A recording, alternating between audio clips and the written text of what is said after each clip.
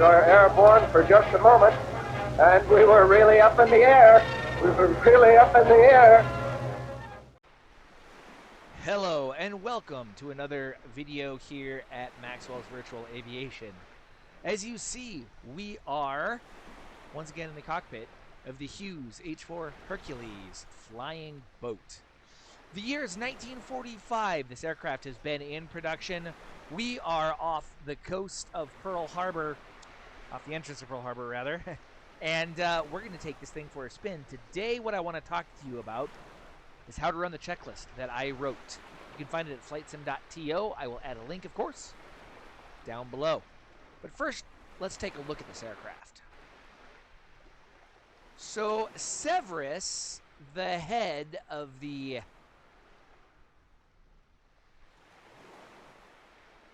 Discord Spruce Goose Group, is releasing about 60 historical, a bit alternate history, historical liveries for the Hercules, and this is one of them. This would have been Air Transport Command 1945.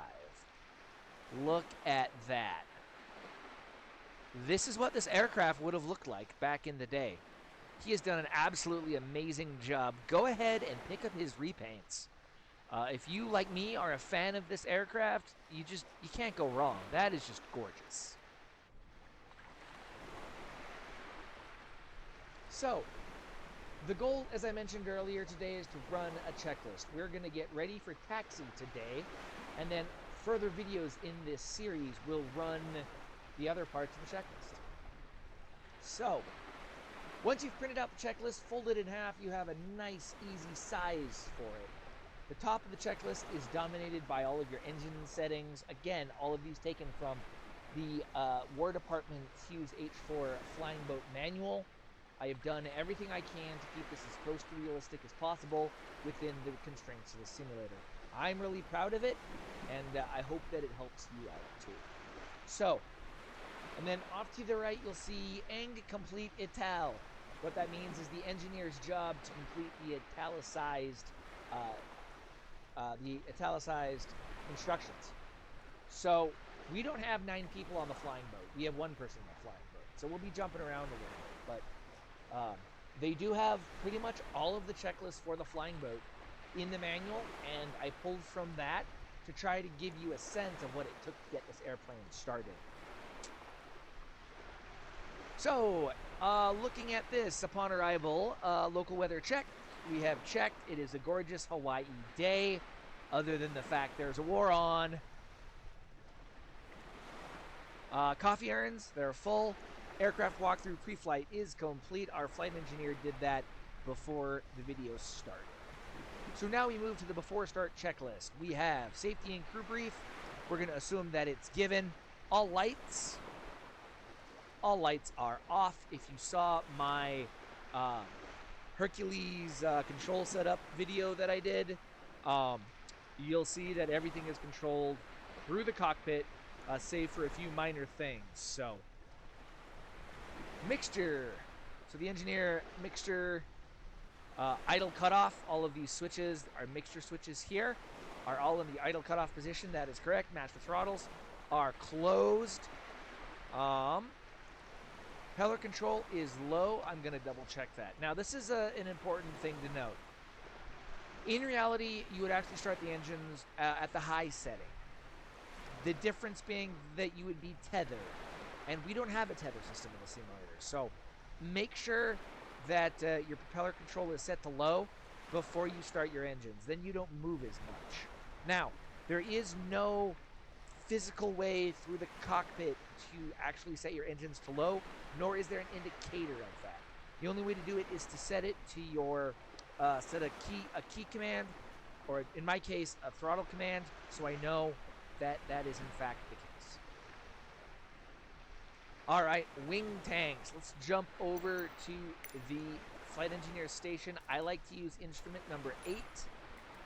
That's a pretty good one for all of this. So here we have the engineer's control panel, the fuel control panel, and the oil control panel, and over here we have the electrical control panel. So, Wing fuel tanks are open there and there. For the record, I am using a Hercules cold and dark mod, also found on flightsim.to, that I use to actually set the aircraft up cold and dark properly.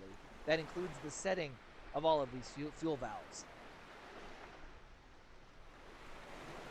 Hull tanks 1 through 4, 7, 9, and 14 open. This is actually per the manual as to what fuel tanks that we actually want open. Those are basically our in-flight fuel tanks. The others are reserve, and 8 is the emergency tank. So, battery can go ahead and come on. APU generators 1 and 2 can come on. And then the APUs 1 and 2 can go ahead and come on.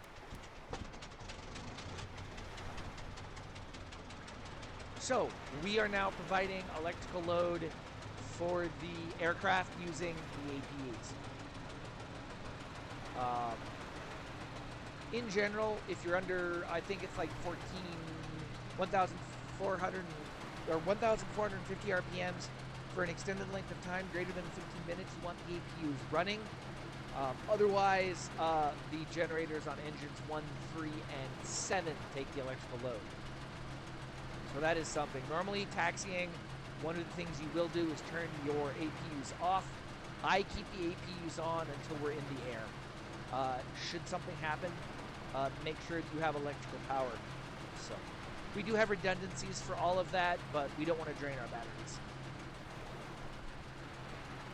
Now we can begin the start sequence. So, first thing we want to do is open up cowl flaps and then put them to neutral. You will find your cowl flaps here in the middle of the pedestal, and you'll just hit the down arrow on all of those. And then I like to go back through and put them to neutral, so when I close them, it's a single click as opposed to 2. There we go. I'm just going to take a quick look up here at my cowl flaps, which are all here. They are all indicating open, so they are in fact open. Start sequence. I have it listed here as 5, 6, 3, and 4, 7, 8, 1, and 2. Personally, I will do, generally I'll do 3 and 4, 5 and 6, 7, 8, 1, and 2.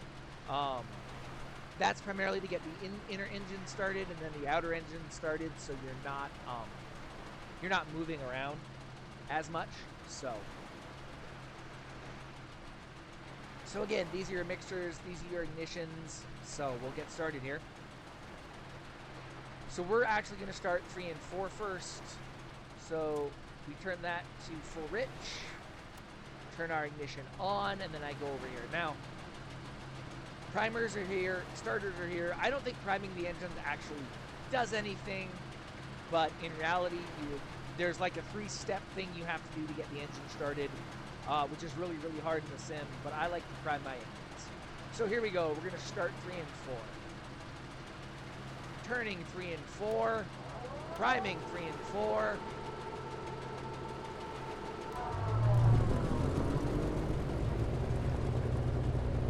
Start 3 and 4. 5 and 6. Turning 5 and 6, priming 5 and 6.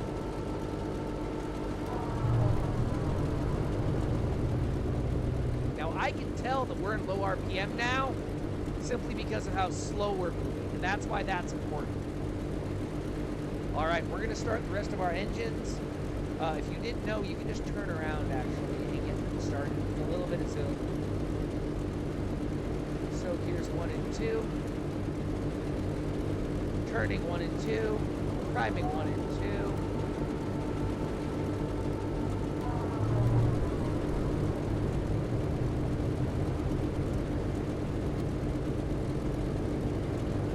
2. Turning 7 and 8, priming 7 and 8.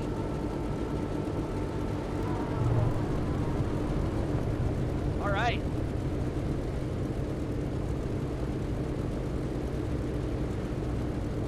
Start checklist is complete. Now we've got plenty of sea room in front of us. This part's important. Now next we move to the warm-up checklist. Warm-up checklist, flight controls.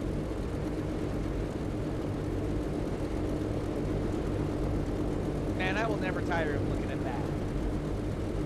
Flight controls.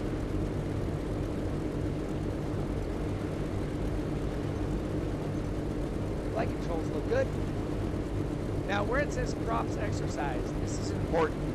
So, you'll notice on our checklist, it says run up 30 seconds. Manifold pressure is the local barometer setting, and that your prop is at low, and I'll show you what that looks like. So I'm again going to double check that I'm in fact in the low setting. Local barometer is probably standard barometer, so we'll bring this up to about 30 inches manifold pressure.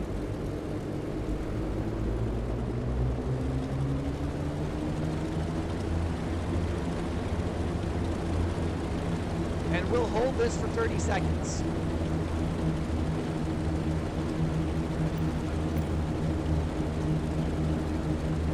Now, what's really important about this is you'll see that we're not accelerating, even though I've got 30 inches of manifold pressure on. And we're just going to check our gauges real quick.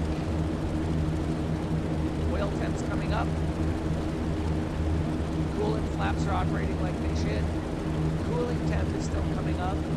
Fuel flow looks good. Cylinder temperature A-OK. All of our engines are reading equally. RPM is good. Very well. Engine run up complete.